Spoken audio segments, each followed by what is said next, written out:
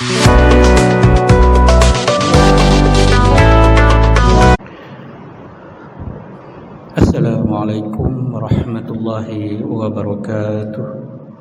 Alhamdulillahi rabbil alamin, wassalatu wassalamu ala asyrafil anbiya'i wal mursalin wa ala alihi wa sahbihi ajma'in. Rabbi shrah li sadri wa yassir li amri wahlul 'uqdatam min lisani yafqahu qawli, amma ba'd. Alhamdulillah, kita sambung lagi kuliah maghrib kita di bawah topik pengurusan harta pusaka atau ilmu faraid. Kuliah terakhir pada 3 hari bulan Julai, kita berhenti pada topik asbabul irsi, sebab-sebab pewarisan.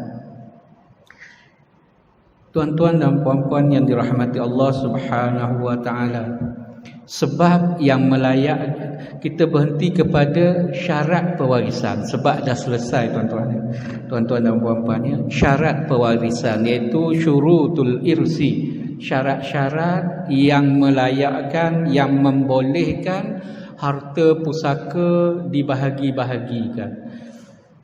Syarat ini ada 3 atau 4. Ada sebahagian buku menulis 3, ada sebahagian buku menulis 4, tapi isinya sama, cuma dia pecah sahaja. Syarat yang pertama, mautul muwarris, matinya pewaris, matinya seseorang yang meninggalkan harta. Okey, mati ini ada 3 keadaan. Kita nampak simple je syaratnya, tetapi perinciannya detail. Matinya seseorang, mati ni ada 3 jenis atau 3 bentuk. Mati yang pertama, mati hakiki. Mati yang kedua, mati hukmi. Mati yang ketiga, mati takdiri.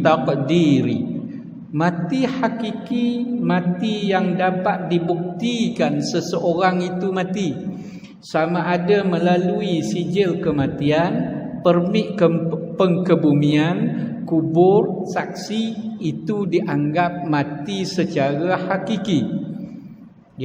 Dalam proses tuntutan harta pusaka di Malaysia kita ini, untuk urusan pentadbiran dikehendaki mengemukakan sijil mati ataupun bukti kematian. Tak ada yang itu, tak boleh proses. Itu mati hakiki. Kalau tuan-tuan dan puan-puan yang dirahmati Allah Subhanahu wa taala masih ingat kes Datuk Sosilawati, yang lama-lama ingat tu, rasanya dah 2-13 tahun dah kot. Lama dah tu. Datuk Sosilawati yang didapati dibunuhlah. Okey, dalam surat khabarnya begitulah kes. Wallahualam, selesai tak lagi. Harta pusaka beliau tak boleh diurus atau dibahagikan kerana tidak ada sijil mati. Walaupun kes itu dibawa ke mahkamah, tapi JPN, Jabatan Pendaftaran Negara, tidak keluarkan sijil mati. Sehingga waris-waris beliau, ini laporan akhbar lah saya baca, sehingga waris-waris beliau memohon kepada Mahkamah Tinggi Sivil supaya mengeluarkan perintah mengarahkan Jabatan Pendaftaran Negara mengeluarkan sijil mati untuk proses pembahagian harta pusaka beliau. Nak gambarkan bahawa pentingnya sijil mati ini atau permit pengkebumian ini untuk tuntut harta pusaka bagi orang yang mati hakiki terutamanya. Walaupun kes itu bicara mahkamah, tapi tak keluar sijil mati. Kalau ada sijil mati atau permit pengkebumian, bolehlah dikemukakan pada pihak-pihak pentadbiran untuk proses pembahagian harta pusaka. Itu dikatakan mati hakiki. Mati yang kedua iaitu mati secara hukmi. Mati secara hukmi ini biasanya terkait dengan seseorang yang hilang, yang tidak diketahui khabar beritanya oleh mana-mana pihak yang sepatutnya mengetahui khabar beritanya, sama ada dia hidup maupun mati. Mati hukmi, mati yang biasanya terkait dengan seseorang yang hilang, yang hilang dan tidak tahu khabar beritanya oleh siapa? Oleh orang yang patut tahu khabar berita dia. Kalau suami hilang, yang patut tahunya isteri, mak ayah, itu bukan jiran yang patut tahu dah.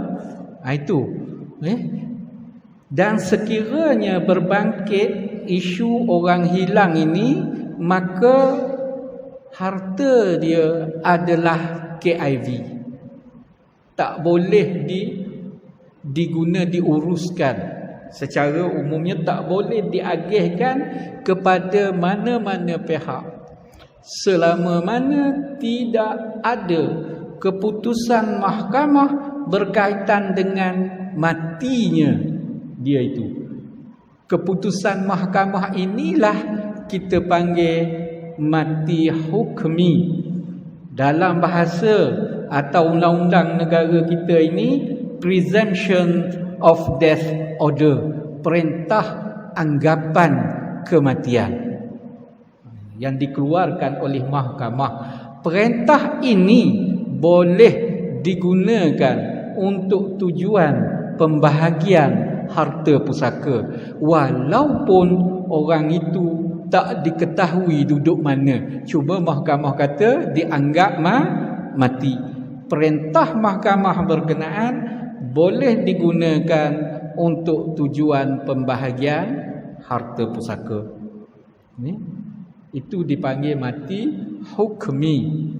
Dalam konteks negara kita, mati hukmi bagi tujuan pembahagian atau pentadbiran harta seseorang yang hilang itu hendaklah diputuskan oleh Mahkamah Tinggi Civil, Civil High Court, Mahkamah Tinggi Civil, bukan Mahkamah Syariah. Itu berdasarkan kepada peruntukan undang-undang yang terdapat dalam Akta Keterangan 1950, Akta 40, Akta 56 dalam Seksyen 108, dan berdasarkan kepada pembahagian kuasa Perlembagaan Persekutuan Senarai 1 Jadual ke-9, Senarai Persekutuan. Dari segi undang-undang,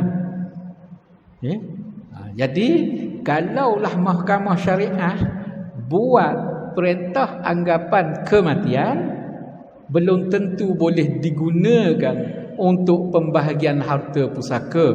Yang confirm boleh guna perintah anggapan kematian daripada Mahkamah Syariah adalah tujuan perkahwinan.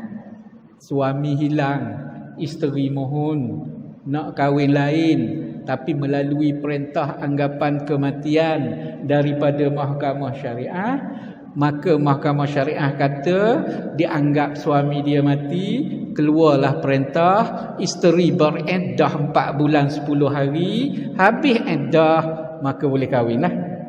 Sebab syarat nak kahwin mesti janda atau anak dara. Selama mana orang hilang tidak diputuskan mati oleh pihak mahkamah yang syariah tadi, selama itulah seseorang itu dianggap isteri atau suami dia. Selama mana tak diputuskan mati. 20 tahunlah suami dia hilang, isteri dia buat dek je, buat tak tahu je, dia tetap isteri. Habis Ustaz, nafkah nak ambil di mana? Nafkah boleh ambil daripada harta hak simpan tu, yang ada hak suami tu lah. Hasil rumah sewa, buat belanja boleh. Suami ada yang kedekut pun boleh ambil, apatah lagi yang hilang. Kan? Yang kedekut lah, tak memadai boleh ambil. Apa tak lagi hak hilang, suami tak marah. Tapi perlu berhati-hati mengikut kadar yang sesuai dan patut. Bukan ambil semua. Nafkah. Kan? Nafkah tak perlu ganti kalau isteri ambil. Suami balik, mana duit saya banyak-banyak saya tinggal. Awak tinggal saya begitu je, saya nak makan apa? Saya ambil bahagian saya sebagai nafkah. Dah hilang 20 tahun, banyaklah habisnya. Kan contohlah. Jadi nafkah, ramai orang tanya, dah orang hilang nafkah siapa nak tanggung? Daripada harta suami boleh isteri ambil, tapi kadar nafkah. Okey, baik. Bagi suami yang hilang, isteri boleh buat permohonan ke mahkamah syariah bagi tujuan perkahwinan, bukan tujuan pembahagian pusaka. Okay. Itu dilema sikit di Malaysia ni. Jadi dua kerja nak. Perintah sama, anggap mati dua-dua. Presumption of death semua dua-dua. Tetapi untuk tujuan berbeza. Kalau sekiranya dapat perintah daripada Mahkamah Tinggi Sivil, perintah anggapan kematian tadi, yang mana suami atau isteri hilang, saya dalam konteks ni, saya lebih kepada suami lah. Sebab kalau mahkamah syariah, isteri hilang jarang suami minta. Okay? Sebab tujuan minta tu tak berapa nampak. Sebab apa mohon mahkamah syariah keluar perintah isteri mati ni, hilang ni, saya nak kahwin lain, jarang. Yang ada dah pun dia kahwin lain. Boleh faham tuan-tuan dan puan-puan ya? Sebab dalam borang nikah dia tak ada syarat mesti duda. Kan? Tapi maksudnya banyak manfaatnya kepada wanita atau isteri. Jadi bolehlah nak mohon itu. Cuma kalaulah dia mohon melalui perintah Mahkamah Tinggi Sivil, perintah anggapan kematian daripada Mahkamah Tinggi Sivil, perintah itu tidak boleh diguna pakai untuk berkahwin, tetap kena mohon daripada Mahkamah Syariah. Itu beza. Yang itu tadi nak bahagi harta pusaka, harta arwah atau harta suami hilang itu tinggal banyak. Nak tunggu sampai bila ni? Nanti tak sempat merasa. Kan? 20 tahun tunggu, 30 tahun tunggu. Kita takkan sepanjangnya kalau suami hilang, isteri umur 30. Takkan 30 sepanjang masa walaupun 20 tahun suami hilang, isteri dah jadi 50. Lama dah harta banyak ni kan. Nak kahwin lain biarlah ada harta juga, contohnya lah. Itu terpulang sebab masing-masing ada usaha masing-masing. Dan apabila dapat perintah anggapan kematian, suami dah isytihar mati oleh mahkamah, bolehlah harta yang ditinggalkan oleh yang hilang itu diagihkan kepada waris-waris yang layak dapat pusaka, yang hidup ketika perintah anggapan kematian itu dikeluarkan. Bila tarikh mati, biasanya perintah anggapan kematian ini yang mahkamah siasat tidak tu dan mahkamah akan buat keputusan, biasanya bermula pada waktu kematian, tarikh dan masa kematian bermula pada keputusan dibuat. Bukan bermula daripada tarikh kehilangan atau bermula pada tarikh mempetitionkan permohonan, bukan. Ia biasanya bermula daripada tarikh keputusan dibuat. Sebab apa penting tarikh ini? Kerana untuk menentukan siapa waris yang layak dapat pusaka. Jika orang yang hilang itu disiasat terbukti ada kuburnya, ada saksinya di Lombok, di Sulu contoh, maka dia bukan mati hukmi sebab dah dapat jumpa bukti. Yang mati hukmi ni mahkamah puas hati bahawa orang ini memang tak hidup dah.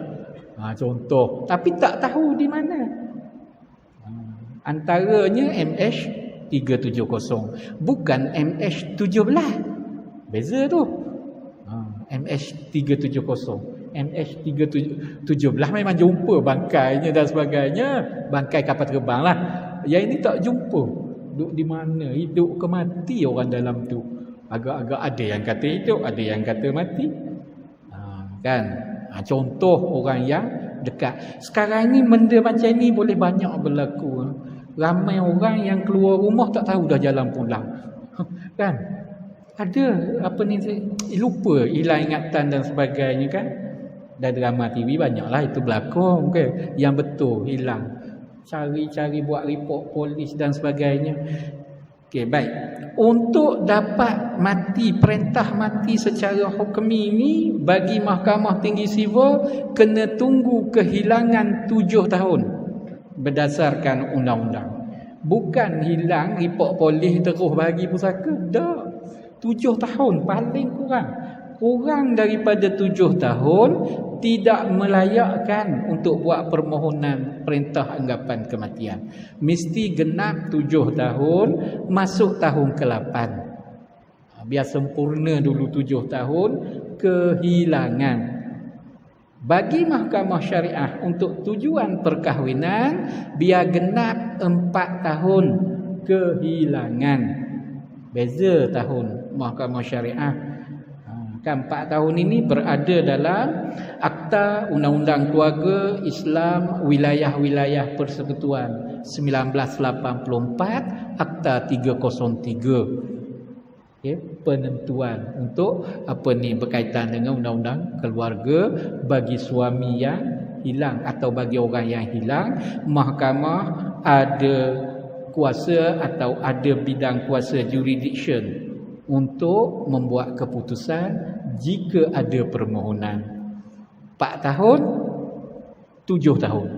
Beza. 4 tahun undang-undang keluarga kita, 7 tahun Akta Keterangan 1950, Akta 56, Seksyen 108. Berbeza tahun. Berbeza tahun inilah yang mungkin menimbulkan dilema dalam kalangan lebih-lebih lagi wanita atau isteri. Dalam dilema nak buat permohonan untuk berkahwin, pembubaran perkahwinan melalui perintah anggapan mati, cukup dah 4 tahun. Kalau dia mohon yang ini lulus 7 tahun atau 3 tahun berikutnya dapat perintah Mahkamah Tinggi Sivil anggapan mati, isteri ini tidak akan tersenarai sebagai waris yang layak pusaka kerana dia dah dianggap bercerai 3 tahun lepas. Kalau dia mohon 4 tahun lah. Itu dilema tu. Sebab waris yang dianggap layak mendapat harta si mati secara hukmi adalah siapa yang hidup yang menjadi waris ketika perintah diputuskan. Ketika itu isteri dah mohon berceraian 3 tahun lepas dah. Ditakdirkan 4 tahun terus dia mohon lah. Jadi dia dah sudah tidak tersenarai. Jadi dilema dia. Tunggu 4 tahun ke 7? Kalau tunggu 7, selamatlah, dapat pusaka. Tapi orang nak masuk meminang yang 4 lepas mungkin lari dah. Kan? Mungkin ada. Kan mungkin lari dah. Kan? Dia kata awak ni sabar betul lah. 4 tahun tak mohon pembubaran perkahwinan lagi. Tak apa, saya nak tunggu 3 tahun lagi. Mohon Mahkamah Sivil, dapatlah juga bahagian harta kalau panjang umur. Kan? Kalau panjang umur, kan contoh kalau meninggal wallahu alam lah, sebab ajal maut bukan kerja kita, merancang saja kitanya. Okey, baik. Tetapi orang yang mungkin nak masuk minan, nak bertemu jodoh tu, dia cari orang lain dah. Itu dilema yang saya kata tu. Ada sedikit dilemanya di situ. Sebab itu kita nak supaya dua undang-undang ini diharmonikan. Memang dua-dua boleh buat perintah anggapan kematian, tetapi untuk tujuan apa itu boleh diharmonikan. oleh pihak-pihak berautoriti lah. Kan? Jadi mahkamah syariah kalau boleh, dialah juga digunakan untuk berkahwin, dialah juga digunakan untuk pembahagian pusaka. Kalau boleh. Itu maksudnya, supaya menghilangkan kegusaran dilema yang saya kata tadi. Tahun terpulang. Cuma tahun ini 7 ke 4 ke, ulama-ulama masa kini, cendekiawan Muslim masa kini lebih cenderung kepada setahun je sekarang.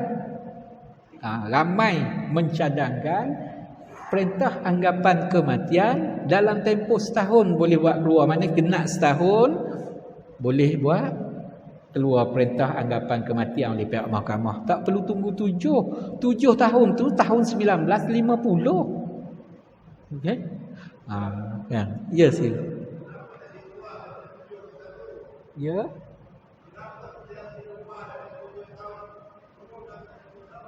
Kerana proses siasatan lebih mudah.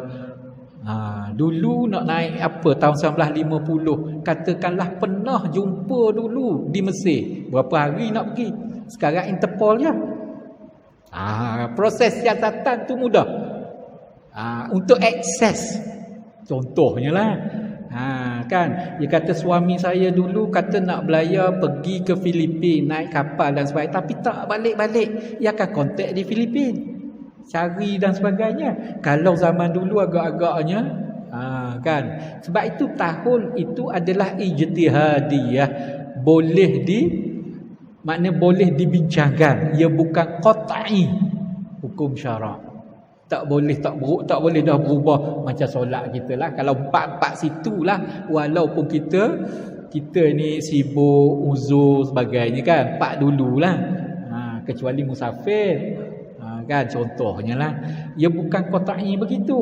Kalau qat'i begitu kata sebab 100 tak boleh jadi 110, tak boleh jadi 90. Yang itu tetap. Yang ini tempoh adalah ijtihad ulama. Khilaf dalam kalangan ulama-ulama kita dalam menentukan tempoh. Apabila khilaf, maka terbukalah ruang ijtihad. Itu maksudnya. Kan? Okey, baik. Itu dikatakan ramai yang menyarankan 1 tahun kerana proses siasatan sekarang lebih mudah, lebih senang diakses dan lebih ruang untuk bekerjasama dengan pihak-pihak luar dan sebagainya lah. Tak sama tahun 50-an dulu yang tetapkan 7 tahun. Contoh, itu di antara pandangan mereka. Tapi benda itu boleh difikirkan oleh pihak-pihak berwajib lah. Cadangan mereka, kesesuaian dan sebagainya. Okey, baik.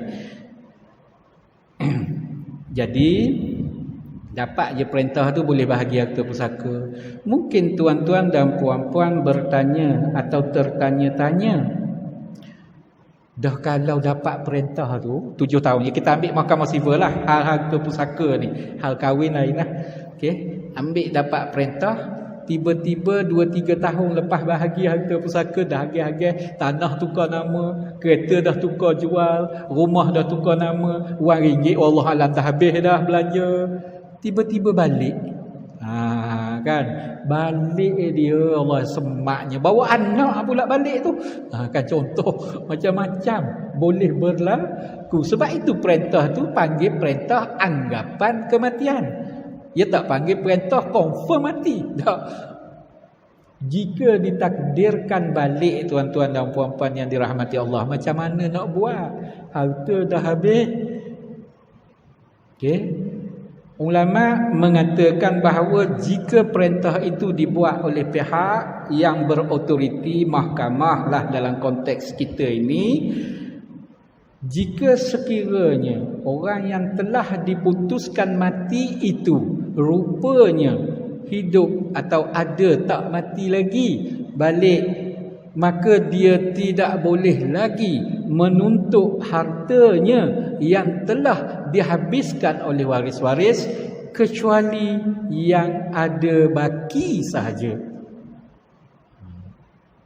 Itu pandangan ulama lah, termasuk mazhab Syafi'i kita. Jadi kalau dapat harta orang hilang tu, berhabislah cepat. Itu teknikal masing-masing lah kan. Tahu hukumnya buat cara lain pula. Orang kita biasalah kan. Perhabis kita perhabis cepat-cepat kukutnya balik habis betul lah. Okey, dia tidak boleh menuntut ganti rugi dengan pihak mahkamah kerana kematiannya juga diputuskan oleh mahkamah. Maksudnya waris ambil harta, mahkamah juga yang buat. Itu maksudnya. Sekarang ia hanya boleh menuntut baki yang ada. Okey, tapi kena lihat keadaan. Ramai orang mungkin boleh berlaku yang mati ni, kita buat andaian semua ni, tapi boleh berlaku perkara tidak mustahil. Kan, tidak mustahil boleh berlaku. Okey, baik. Apabila dapat perintah anggapan kematian, bahagilah harta mohon ke pejabat tanah atau bahagian pusaka di pejabat tanah. Pejabat tanah pun mengeluarkan perintah borang agihlah waris-waris mengikut bicara kuasa yang mereka persetujui dalam bicara kuasa berkenaan. Bagi waris tanah ini dapat nama orang ini, yang ini bagi. Biasa tanah ni kekal lah. Orang tak jual, biasa orang sayang, simpan. Balik orang itu tengok tanah memanglah ada lagi, tapi nama sudah bertukar pada dokumen hak milik. Geran lah terutamanya. Macam mana nak buat? Dia boleh mohon untuk tukar nama semula. Boleh mohon. Cuma dari segi fiqh kita, tanah yang dia tinggal dulu tanah kosong, sekarang naik rumah. Macam mana? Tanah yang dulu kosong, sekarang kebun sangking. Macam mana? Kan? Nilai tinggi tu. Tanah dia tinggal dulu kosong, semak samun. Disebabkan semak samun lah waris kata tak boleh jadi tanah ni nak usahakan hak orang. Baik mohon perintah anggapan mati, dapat kat kita. Waris-waris kata kan, tiba-tiba balik siap musangking berbuah dah 5-6 tahun dah. Boleh ambil lagi ke? Kan? Memang ada tanahnya, tetapi struktur ataupun apa yang ada atas tanah tu banyak berubah. Jadi kena lihat kepada ganti rugi dan sebagainya. Kalau yang nak tanah, ganti rumah nilai. Contohnya lah. Itu kena panjang perbahasan dia lah. Sebab dah berubah. Secara umumnya apabila dah berubah, tak bolehlah nak ambil balik. Ya kira dah hilang daripada pemilikan. Kan, secara umumnya. Tetapi kena lihat kepada undang-undang equity dalam negara kita lah, pihak-pihak berkepentingan kepada harta berkenaan.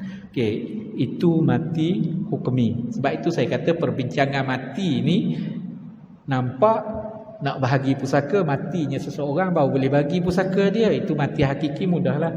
Baik. Kemudian ada satu lagi jenis kematian, tuan-tuan dan puan-puan yang dirahmati Allah Subhanahu taala, iaitu mati secara takdiri.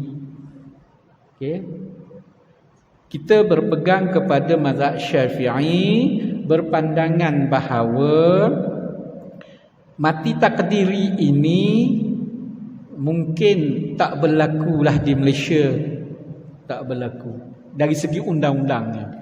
Mati berlaku, tapi dari segi undang-undang. Mati takdiri ini hanya yang kita bincang dalam konteks pusaka ni. Konteks lain banyak. Konteks pusaka. Mati takdiri yang dibincangkan dalam konteks pusaka ini adalah kematian baby atau janin, fetus, embrio yang ada dalam kandungan. Bahasa kita selalu sebut janin lah, yang ada dalam kandungan seorang wanita. Dilakukan jenayah ke atas wanita berkenaan sehingga berlaku kematian janin itu atau keguguran. Maka wajib atau dari segi undang-undang jenayah, penjenayah dikenakan diat, ghurrah, denda, ganti rugi. 5 ekor unta atau 1/20 daripada membunuh orang yang bernyawa dah hidup atas dunia. orang hidup atas dunia 100 ekor unta. 1/25 lah kan. 5 ekor unta. 5 ekor unta kurang-kurang 340 ribu. Nilaian ringgit kita. Jadi benda itulah ulama duduk bahas menjadi milik siapa.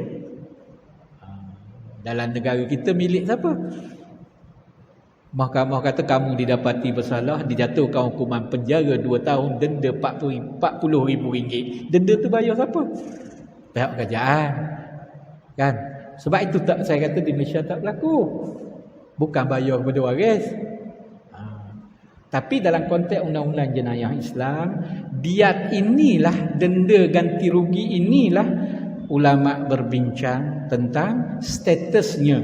Mazhab Syafi'i kata, mazhab Syafi'i kita kata, status kedudukan denda atau diat ghurrah, diat akibat jenayah keguguran janin, adalah menjadi harta peninggalan janin itu dan diwarisi oleh waris-waris janin itu. Siapa waris dia? Mak dia confirm lah. Yang kandung dia tu salah seorang waris dia. Ayah kalau ayah dia ada. Kalau ayah dah mati, adik-beradik yang dapat nilaian kata 5 ekor unta tadi. Itu dalam konteks jenayah Islam. Itu bagi mazhab Syafi'i kita. Namun menurut ulama, salah seorang daripada pandangan mazhab Maliki, dan pandangan itu diguna pakai di dalam Undang-Undang Pusaka Mesir 1943, yang mana denda berkenaan hanya menjadi milik ibu sahaja, kerana dialah yang menanggung kesakitan dan derita. Itu adalah berdasarkan salah seorang ulama dalam mazhab Maliki, tak silap saya Abdullah bin Hakam ke siapa nama, dan ditakninkan, diperundangkan dalam Undang-Undang Pusaka Mesir 1943. Tapi kita tak ada undang-undang lagi, dan tak berlaku pun denda tu dibayar kepada mangsa, jaranglah, kecuali saman dan sebagainya, itu cerita lain lah. Yang ini kes jenayah. Kalau tuan-tuan dan puan-puan masih ingat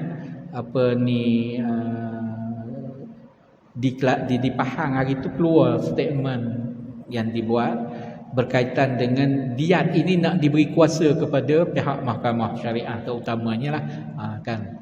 Wallahualam lah sejauh mana proses akan datang, perlu kepada banyak lagi forum dan perbincangan lah. Duli Yang Maha Mulia bersetuju untuk diat dilaksanakan sedemikian. Kalau kita baca petikan akhbar sekitar 5-6 tahun lepas lah, Duli Yang Maha Mulia tuanku sekarang lah, yang di-Pertuan Agong kita itu, menyarankan kalau baca dalam petikan itu. Cuma banyaklah proses dia. Apabila, sebab undang-undang jenayah kan, jenayah secara umumnya adalah bidang kuasa persekutuan. Tapi ada jenayah-jenayah tertentu di bawah rukun Islam diberikan juga sebahagiannya kepada mahkamah syariah kita. Dan contohnya lah. Baik. Itu mati secara hukmi. Cuma saya tak bahas panjang kerana tak berlaku dalam konteks hari ini. Mati hukmi pula. Mati takdiri, mati hukmi berlaku. Baik. Mati hukmi ni panjang. Dalam mazhab Syafi'i kita, dari segi hukum fiqhnya, menetapkan mazhab Syafi'i kita, orang yang hilang bila boleh dihukumkan mati. Tadi undang-undang letak 4 tahun itu, setelah dibincang dan sebagainya. Dalam mazhab Syafi'i, menurut kitab fiqh dalam mazhab Syafi'i, sehingga dia berumur 90 tahun baru boleh dihukumkan mati. Atau tidak ada lagi rakan sebaya yang masih hidup. Mana yang lebih panjang lah. Itu mazhab Syafi'i kita. Maksudnya, kalau orang tu hilang umur 60, kena tunggu 30. Biar berumur 90 tahun. Umur dalam Islam ini, apabila berbincang secara Islam ini, tahun adalah tahun Qamariyah, tahun Hijri lah. Okay. Jangan tahun Samsiah, lain beza tu. Atau tahun bulan Gregory atau bulan Masihi, bukan. Tahun Masihi bukan. Okay. Jadi 90 tahun. Tiba-tiba cukup 90 tahun, kawan dia kat kampung umur 105. Ada orang kat kampung tu umur 105, tak mati-mati, kena tunggu 105 tu. Contoh. Kan? Kalau kitab fiqh.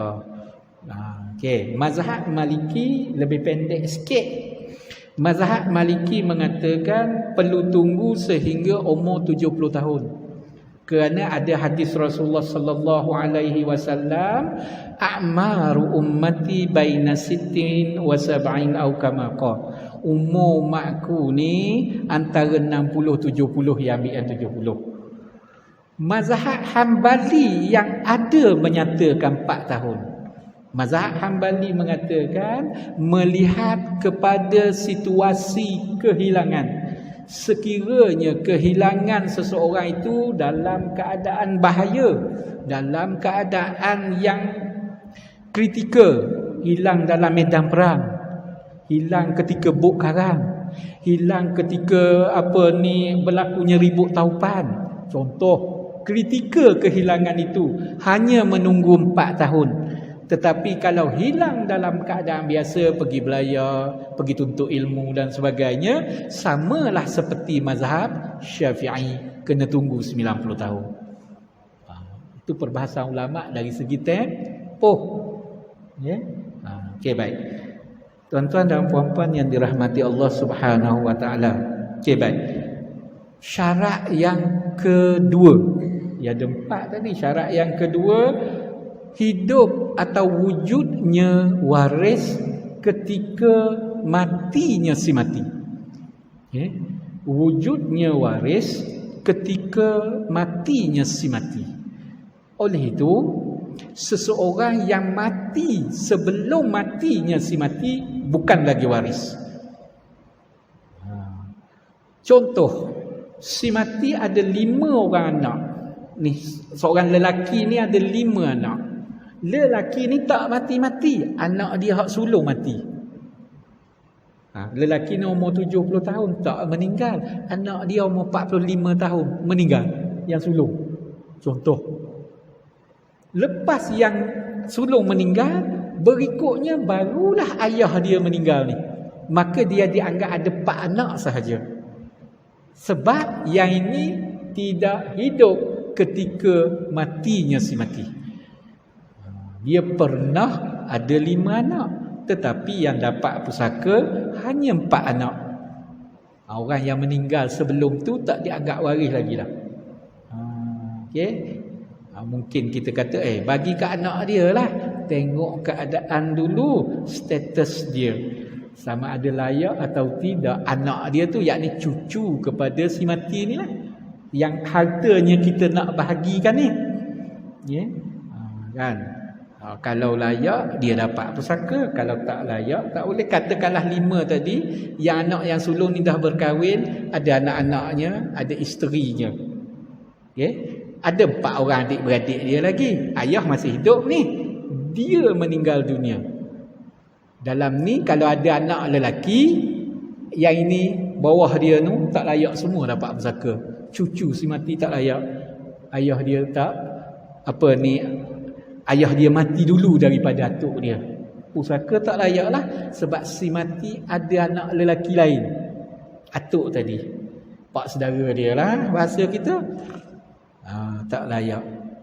Tetapi kalau 4 ni perempuan, anak dia lagi, maka cucu yang mati ni ada anak-anak, layak pusaka.